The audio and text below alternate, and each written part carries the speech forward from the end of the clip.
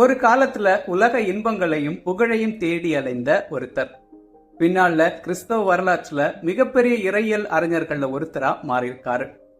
Saint Augustine, அதாவது புனித அகஸ்தீனார். 354ஆம் ஆண்டு வட ஆப்பிரிக்காவினுடைய தகஸ்தேங்கிற பகுதியில பிறந்திருக்காரு. சின்ன வயசுல கிறிஸ்தவ போதனைகளை பெற்றிருக்காரு. ஆனா இளம் வயதுல உலக ஆசைகள்ல மூழ்கி அறிவு தேடல்ல ஈடுபட்டிருக்காரு. அகஸ்தீனாருடைய உள்ளம் குழப்பங்கள் நிறைந்ததாவே இருந்திருக்கு. பல சிந்தனைகள், தத்துவ கருத்துக்களை தேடியும் அவரால முழுமையான அமைதியை கண்டுபிடிக்கவே முடியல. அந்த காலகட்டத்துல இவருடைய தாயாரான புனித மோனிகா தன்னுடைய மகனுக்காக கண்ணீர் விட்டு அழுது ஜெபித்திருக்காங்க. அகஸ்தீனார் ஒரு தடவை இத்தாலியுடைய மிலன் நகருக்கு போயிருக்காரு. அங்க வச்சு மிலன் நகர ஆயரான புனித அம்புரோஸின் மறையுரையை கேட்டிருக்காரு. அவருடைய போதனைகள் இவருடைய வாழ்க்கையை முழுவதுமா மாற்றிருக்கு.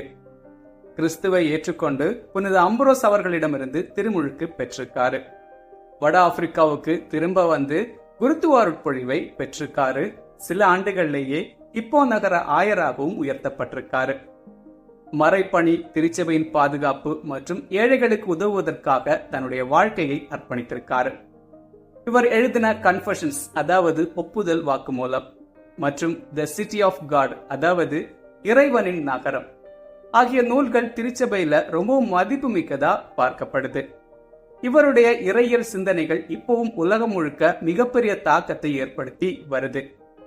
இறுதியா 430ஆம் ஆண்டு அகஸ்தீனார் இறந்து போயிருக்காரு.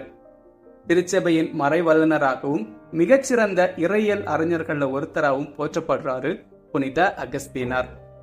August 28, Saint Augustine Feast Day.